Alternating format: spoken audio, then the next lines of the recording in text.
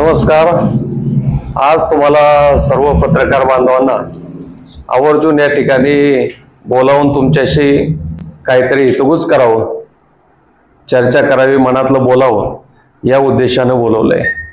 आज 8 ऑक्टोबर माझे सहकारी ज्यांनी या तालुक्यामध्ये शिवसेना उभी करण्यासाठी प्रचंड मेहनत घेतली, कष्ट घेतले, आमच्या खांद्याला खांदा लावून काम केलं, ते स्वर्गीय अविनाशजी राणे यांचं तारखेप्रमाणे आज 1 वर्ष त्यांना आपल्यातनं जाऊन पूर्ण होत आहे।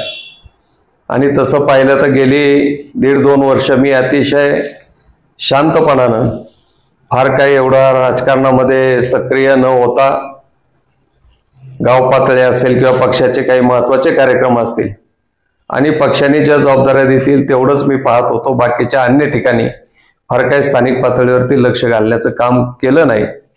याला काही कारणंही तशीच आहेत। मी माझ्या घरगुती अडचणींमुळे, काही दुःखद घटनांमुळे, माझा छोटा भाऊ 1.5 वर्षापूर्वी मला सोडून गेला, ते आपणा सर्वांना माहीत आहे। त्यानंतर नाही म्हटलं तरी थोडंसं मानसिकदृष्ट्या खचल्यासारखं झालं।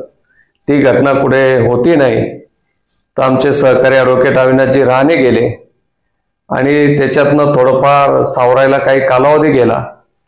आणि हे सगळं होत असताना तालुक्यातील शिवसेना उद्धव बाळासाहेब ठाकरे पक्ष संघटना कशा पद्धतीनं चालली, काय चाललंय याच्याकडे फार काही लक्ष देऊ शकलो नाही।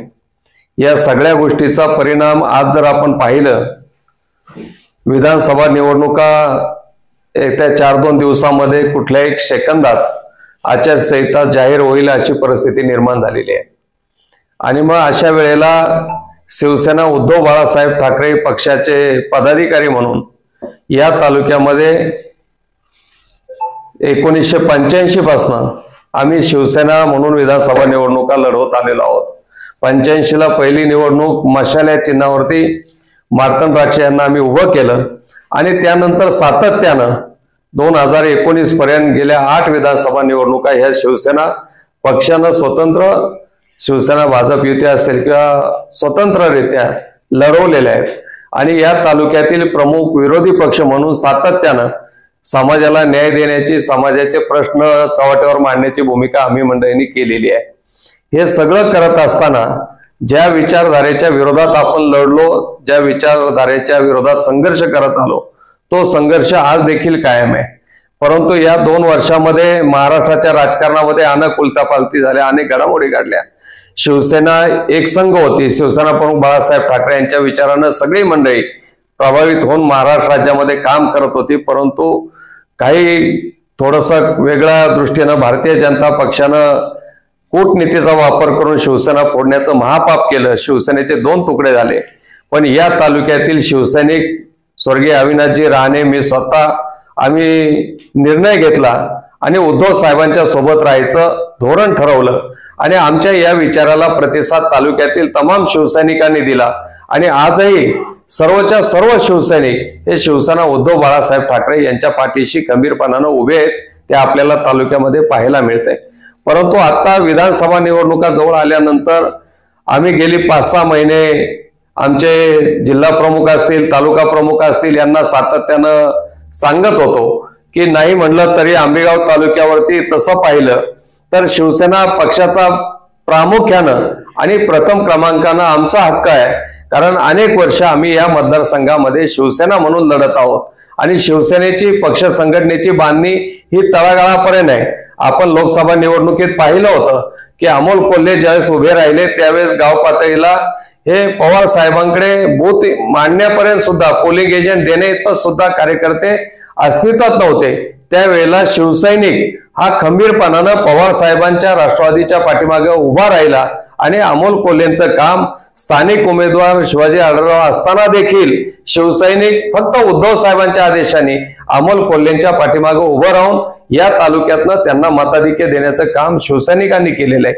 परंतु आता अलीकडे आमचे पदाधिकारी थोडे शांत राहिलेत, याचा गैरफायदा आज समोरच्या काही पक्षातली लोक घेत आहेत, गावोगावी फिरतायत। अद्यापही महाविकास आघाडीचं जागा वाटप पश्चिम महाराष्ट्रातलं कुठल्याही स्वरूपातलं झालेलं नाही। नेमकी जुन्नरची जागा कुणाकडे, आंबेगावची कुणाकडे, खेडची कुणाकडे, हे धोरण ठरलेलं नाही. आणि असं असताना देखील मीच उमेदवार आहे, मलाच उमेदवारी मिळालेली आहे, या आविर्भावामध्ये काही इच्छुक उमेदवार फिरतायत आणि मीच उमेदवार या दृष्टीनं ते सांगतायत. हरकत नाही, लोकशाही आहे भारतामध्ये, प्रत्येकाला इच्छुक होणं, लोकांमध्ये जाऊन मिसळणं, सांगणं हा अधिकार आहे. परंतु ते करत असताना आपण आपल्या पक्षाची ताकद वाढवणं इथपर्यंत आपण समजू शकतो. परंतु आपला पक्ष वाढवत असताना दुसऱ्याचा पक्ष संपवणं, दुसऱ्याचा पक्ष खच्चीकरण करणं, या गोष्टी आंबेगाव तालुक्यामध्ये घडू लागलेल्या आहेत. म्हणून आता खूप दिवस शांत बसलो, आता यापुढे शांत बसू शकत नाही. कारण माझ्या डोळ्यासमोर जी शिवसेना आम्ही 40 वर्षापूर्वी उभी केलेली आहे, तिचा अस्तित्वाचाच प्रश्न निर्माण होत असेल तर मग मात्र आता माझ्यासारख्या शिवसैनिकाला खंबीरपणानं उभं राहून शिवसैनिकांच्या पाठीमागं उभं राहणं गरजेचं आहे. आज तसं पाहिलं तर शिवसैनिक सैरभैर झालेला आहे. त्याला कोण आपल्या पाठीशी उभं आहे, आपला नेता कोण आहे, आपलं धोरण काय आहे, आपण पुढे काय करणार आहोत, याच दिशा स्पष्टपणानं माहीत नाहीत. आणि हे सांगण्याचं काम आमचे पदाधिकारी गाव पातळीला जाऊन अजिबात करत नाहीत. आणि या गोष्टी मी वरिष्ठ नेते मंडळींच्या देखील कानावर घातलेल्या आहेत की स्थानिक पदाधिकारी कुठल्याही स्वरूपाचं पक्ष संघटना बांधणीचं काम करत नाहीत. आज तसं पाहिलं तर गावोगावी आमच्या प्रचंड मोठ्या प्रमाणामध्ये वाडी वस्तीपर्यंत शाखा होत्या. आज अनेक गावांमध्ये शिवसेना शाखा अस्तित्वात नाहीत. शाखा प्रमुख जे आहेत ते कोण शिंदे गटात गेलेले आहेत, कोण भारतीय जनता पक्षात गेलेले आहेत. त्यांचे बदल होणं गरजेचे आहे. गावागावात शिवसेनेचे बोर्ड लागणं गरजेचं आहे. प्रत्येक गावात सगळ्या पदाधिकाऱ्यांचा एकत्रित दौरा होणं गरजेचं आहे. वारंवार बैठके, मेळावा, काही आंदोलनं, अविनाश असताना अविनाश आणि मी सातत्यानं काही ना काही आंदोलन घेत होतो. परंतु त्यानंतर याच्यामध्ये फार निष्क्रियता आलेली आहे. म्हणून आता तुमच्या माध्यमातून मी शिवसैनिकांना एक नम्र आव्हान करणार आहे की आता आजपर्यंत कुठलीही उमेदवारी जाहीर झाली नाही, त्यामुळे घाई करू नका, सैरभैर होऊ नका आणि विनाकारण कुणाच्या पाठीमागे राहून कुणाची ताकद वाढवण्याचं काम करू नका. आपण आपला पक्ष वाढवूया, शिवसेना आपली मोठी करूया. आपलं आग्रही मागणी आपल्या पक्ष नेतृत्वाकडे आहे. तुमच्या माहितीसाठी सांगतो, मी स्वतः देखील इच्छुक आहे. मागची 19ची विधानसभेची निवडणूक मी लढवलेली आहे. फक्त फार गाजावाजा केला नाही, मीडियापर्यंत येऊन कधी मी माझी इच्छा प्रगट केली नाही. कारण मी माझी इच्छा माझ्या नेत्यांकडे व्यक्त केलेली आहे. मी माझ्या नेत्यांपर्यंत माझी मागणी सादर केलेली आहे. कारण गाजावाजा करून काही करून आता ज्या पद्धतीचं वातावरण आहे ते वातावरण मला बिघडायचं नाही. शेवटी आपला सगळ्यांचा उद्देश हा एकच असणार आहे, काही करून गद्दारांना गाडायचं, गद्दारीला शासन घडवायचं, या उद्देशानं आपण काम करत आहोत. तेव्हा लवकरच येत्या 2 दिवसामध्ये तालुक्यातील सगळ्या शिवसैनिकांची, पदाधिकाऱ्यांचा चांगला मेळावा घेऊन त्याच्यामध्ये पुढची दिशा ठरवून प्रत्येक गावागावामध्ये जाऊन दौरे करून शिवसेना संघटना पुन्हा एकदा जोरानं बांधून ज्या वेळेस महाविकास आघाडीचं चित्र स्पष्ट होईल, जागा वाटप निश्चित होईल, त्यावेळेस ज्या पक्षाला उमेदवारी जाईल त्या उमेदवाराच्या पाठीमागे उभं राहून आदरणीय पक्षप्रमुख उद्धव साहेब ठाकरे जो आदेश देतील त्या आदेशानुसार या तालुक्यातले सगळे शिवसैनिक हे काम करतील. परंतु तोपर्यंत तरी शिवसैनिकांनी इतर कुठल्याही उमेदवाराच्या पाठीमागे जाऊ नये हीच विनंती करतो. धन्यवाद. आता आपण या मतदारसंघावर शिवसेनेचा प्रथम हक्क आहे असं म्हणताय, पण मागील 3 निवडणुका पाहिल्या तर आपल्या दिग्गज उमेदवारांचा पराभव हा वाढत्या मताधिक्याने होत आलेला आहे. याला कारणे तशीच आहेत. कारण आज तुम्ही पाहिलं तर ज्या वेळेस अजितदादांची मनसरला सभा होती त्या सभेमध्ये स्वतः वळसे पाटील आणि शिवाजीराव आढळरावांचा प्रवेश त्या सभेत होता. त्यावेळेस वळसे पाटील दादांना बोलले होते की शिवाजीराव, आजपर्यंत मी तुम्हाला उमेदवार देण्याचं काम केलं आणि तुम्ही माझी भाषणं यापूर्वीची ऐकली असतील तर या तालुक्यामध्ये 2 शक्ती उभ्या राहिल्या. साधारणतः दादा पहिल्यांदा लोकसभेला निवडून आले 2004ला. तेव्हापासनं आढळराव पाटील आणि वळसे पाटील ही 2 टोकं राहिली, 2 गट राहिले. 2 शक्तीमध्ये फक्त लोकसभेपुरतं शिवसैनिकांचा वापर व्हायचा आणि विधानसभेला मात्र छुप्या पद्धतीनं दिलीप वळसे पाटलांना साथ द्यायची हे धोरण होतं. मी सतत सांगत होतो की वळसे पाटील आणि आढळराव हे एका नाण्याच्या 2 बाजू आहेत.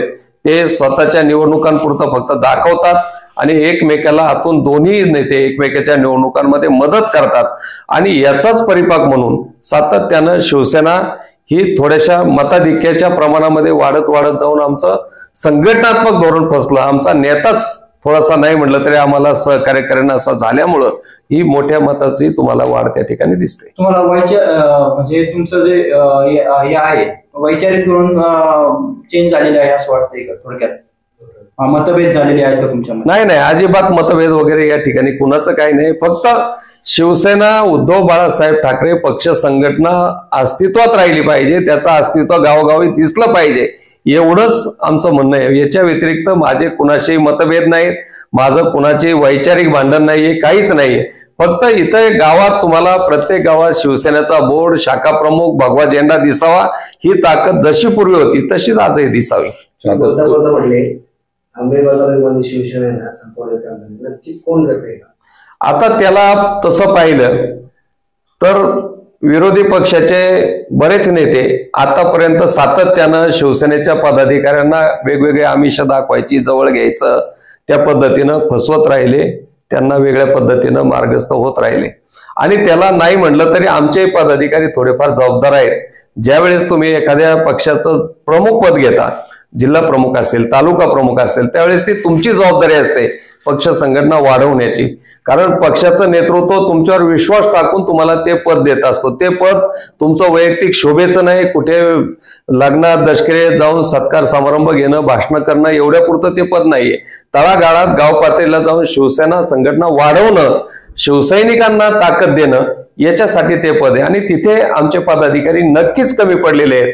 हे मी खात्रीशीरपणानं आज तुमच्या समोरच नाही तर उद्या कुठे नेतृत्व पुढे असेल, जाहीर मेळावा असेल, सभा असेल, त्याही ठिकाणी सांगायला मी पदाधिकाऱ्यांमध्ये आणि तुमच्यामध्ये समन्वय दिसत नाही. समन्वयक मी सुरुवातीला सांगितलं, माझ्याकडे आंबेगाव तालुक्याची अधिकृत अशी पक्ष संघटनेची कुठलीही जबाबदारी नव्हती.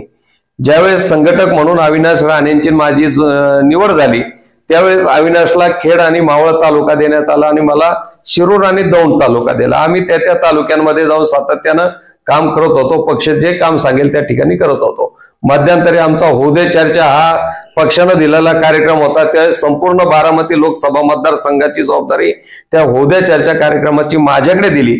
तुम्ही मीडियातनं पाहिलं असेल की त्या ठिकाणी 8-15 दिवस मुक्काम करून प्रत्येक तालुक्यात गावोगावी जाऊन पक्षाचा कार्यक्रम, पक्षाचं धोरण हे मी तळागाळापर्यंत पोहोचवण्याचं काम केलं. त्यानंतर लोकसभेच्या निवडणुका झाल्या तर माझी नेमणूक शिर्डी लोकसभा मतदारसंघामध्ये निवडणूक समन्वयक म्हणून पक्षानं केली. म्हणजे आम्हाला सातत्यानं तालुक्याच्या बाहेरच्या जबाबदाऱ्या पक्षानं दिल्या. म्हणजे त्याच्यात काही वेगळं केलं नाही. ती जबाबदारी आम्ही आनंदानं स्वीकारली आणि बाहेर जाऊन काम केलं. फक्त आता तालुक्यात स्थानिक नेते आहेत म्हणून आम्ही फारसं लक्ष घातलं नाही. पण स्थानिक नेत्यांनी सुद्धा ज्या पद्धतीनं पक्ष संघटना वाढवायला पाहिजे होती ती वाढवलेली या ठिकाणी आपल्याला दिसत नाही. तुमच्यात मतभेद दिसत आहे? बिलकुल नाही. मतभेद हा विषय मग ते आता पदाधिकाऱ्यांना तुम्ही विचारलं पाहिजे की तुम्ही सगळ्यांना बरोबर घेऊन का फिरत नाहीत. कधी शिवसैनिकांचा मेळावा तुम्हाला दिसला का? कधी तालुक्यातील प्रमुख पदाधिकाऱ्यांची बैठक दिसली का? ही जी असते एक संघटना पातळीत बांधण्याची एक वेगळी पद्धत असते. तळापासनं आमच्याकडे खूप पूर्वीपासनं म्हणजे जेव्हा शिवसेना स्थापन झाली तेव्हापासनं शिवसेनेची एक रचना आहे. जिल्हा प्रमुख, उपजिल्हा प्रमुख, तालुका प्रमुख, उपतालुका प्रमुख, विभाग प्रमुख, शाखा प्रमुख, गट प्रमुख, बूथ प्रमुख अशी रचना आहे. त्या रचनेला सगळ्यांना एकत्रित घेऊन प्रमुख पदाधिकाऱ्यांनी पुढे निघायचं असतं. त्या जबाबदाऱ्या सोपवायच्या असतात. पण त्या जबाबदाऱ्या पार पडताना इथले पदाधिकारी मला तरी कुठं सक्रियपणानं दिसलेत असं वाटत नाही. तुमचा रोग मतलब म्हणजे येथील स्थानिक पदाधिकाऱ्यांवरच आहे का थोडक्यात? हो, निश्चितच. कारण एक अंतर्गत सर्वे असा पण आहे की इथं सहकार मंत्री वळसे पाटलांविरोधात एक सुप्त विरोधी लाटी, तर त्याच्यात आता समोर जे आहेत त्या समोर जास्त संभ्रम निर्माण करण्याचा प्रयत्न केला जातोय. आता तुमचाही रोल तसाच अजून संभ्रम निर्माण करतोय की काय करतोय? बिलकुल नाही. आमचं पहिल्यापासून धोरण या तालुक्यात हेच आहे की कुठल्याही परिस्थितीत वळसे पाटलांचा पराभव करणं याच ध्येयानं आम्ही मंडळी गेले अनेक वर्ष काम करतोय. माझा काही वर्षाचा अपवाद त्या ठिकाणी सोडला तर सातत्यानं विरोधी पक्षात राहूनच वळसे पाटलांच्या विरोधात संघर्ष करण्यात माझं आयुष्य गेलेलं आहे. मी यापूर्वी सुद्धा सांगितलं आणि वळसे पाटलांनी सांगितलं का राजाराम बारकेले हा राष्ट्रवादीत होता तरी त्यांनी कधी घड्याळाला मतदान केलं नाही. अशा पद्धतीचे तुमचे शिवसैनिक असतात हे त्यांनी जाहीर भाषणामध्ये शिवसैनिकांच्या मेळाव्यामध्ये त्या ठिकाणी सांगितलेलं आहे. त्यामुळं माझ्याबद्दल फार काही कोणी चर्चा करण्याचं कारण नाही. जे आहे ते स्पष्ट आहे. फक्त मी सांगितलं की गेल्या मागच्या 2 वर्षामध्ये मी माझ्या वैयक्तिक दुःखद घटनांमुळे फार असा सक्रिय नव्हतो.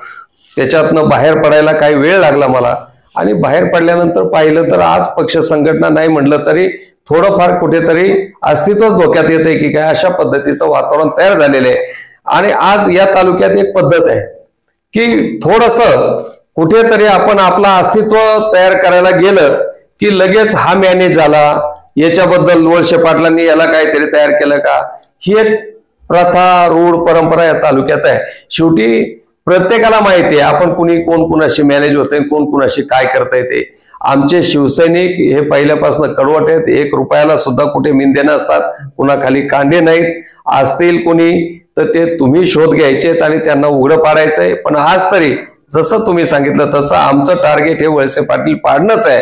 आणि आताही सांगितलं का जर उद्या आघाडी झाली आणि आघाडीतनं उद्या आदरणीय उद्धव साहेब असतील, पवार साहेब असतील, ते जो आदेश देतील तो आदेश माझ्यासारखा शिवसैनिक आणि इतर सगळे शिवसैनिक खांद्यावर घेऊन आम्ही कामाला लागूया. या इलेक्शनला येत्या इलेक्शनला उभे राहण्यास इच्छुक आहात?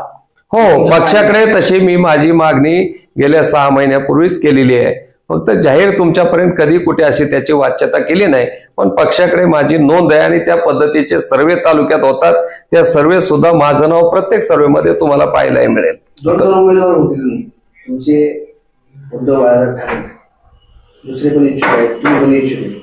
नक्की आम्ही कोण थांबेल? नाही, आता हे पहा, लोकशाहीमध्ये इच्छुक व्हायला प्रत्येकाला अधिकार आहे. त्यामुळं कुणी इच्छुक होऊ शकतं. तिकीट जे पक्षाला मिळेल उद्या सगळ्यांनी एकत्रितपणानं त्याचं काम करणं गरजेचं असतं. आणि मला खात्री आहे की इच्छा सगळ्यांनी व्यक्त केलेली आहे. पण भविष्यामध्ये निश्चितच प्रत्येक जण ज्यावेळेस उमेदवारी जाहीर होईल ते आम्ही खंबीरपणानं उभे राहून आमचं टार्गेट तुम्हाला सांगितलं की वळसे पाटलांचा पराभव करणं आणि ही वेळ आताची ती आलेली आहे. तर महाविकास आघाडीबद्दल म्हणतोय आपण, ते रमेश भाऊ येवले म्हणून पण आहे, त्यांचं नाव थोडं चर्चेत येते किंवा ते विधानसभेची तयारी करताना दिसत आहेत. परंतु त्यांचं पक्ष काय नक्की लक्षात येत नाहीये, एक संभ्रम आहे. आता हे पहा, ज्याचं त्याचं त्यांनी ठरवायचंय. शेवटी आता रमेश येवले त्यांचे व्यक्तिगत स्वातंत्र्य आहे, ते कुठल्या पक्षात जाणार, कुणाकडनं उमेदवारी घेणार, काय करणार. नाही, महाविकास आघाडी म्हणून त्यांचा तुमच्याशी पण काही संपर्क आहे का? नाही, आघाडी म्हणून पूर्वीपासून तसं पाहिलं तर ते शिवसेनेतच होते. ते येवलेंचं कुटुंब, स्वतः रमेश येवले, त्यांचे चुलते नित्यानंद येवले, ही सगळी मंडळी ही अगदी रमेश नाना गाडे असल्यापासनं, त्यांच्या आजोबांपासनं, वडिलांपासनं हे पूर्ण घर हे एकनिष्ठ शिवसेनेशी आहे. पण आता त्यांनी कशी काय भूमिका घेतली हे आम्हाला काय माहित नाही. माझी तर अजूनही त्यांना अशी विनंती राहणार आहे तुमच्या माध्यमातून की त्यांनी शिवसेनेच्या माध्यमातून आदरणीय पक्षप्रमुखांकडे जावं, उमेदवारी मागावी आणि उद्या जर त्यांना उमेदवारी शिवसेनेला सोडली ही जागा आणि मिळाली तर आम्ही त्यांचंही काम करूया. तुम्हाला असं वाटतंय का तुमच्यात फूट पाडण्याचा प्रयत्न होतोय? नाही, फूट वगैरे काय कोणी पाळत नाही. अलीकडे काय झालेलं आहे, कार्यकर्त्यांच्या महत्वाकांक्षा वाढलेल्या आहेत. आधी प्रत्येकानं स्वतःला आजमवलं पाहिजे. आज माझ्यासारखा कार्यकर्ता 84 साली यावेळेस शिवसेनेची स्थापना इथे केली, त्या दिवसापासून तर आजपर्यंत आम्ही काम धंदे नोकऱ्या पाणी काही न पाहता 24 तास समाजामध्ये काम करतोय. केवळ निवडणूक आली म्हणून यायचं आणि उड्या मारायच्या अशी आमची पद्धत नाही. तुम्ही मंडळी पाहता, निवडणूक असो किंवा नसो, 12 महिने सक्रिय असणारे या तालुक्यातले जे मोजके कार्यकर्ते आहेत, त्या मोजक्या कार्यकर्त्यांमध्ये 24 तास कार्यरत असणारा राजाराम बारकेले हा एक कार्यकर्ता आहे. ओके.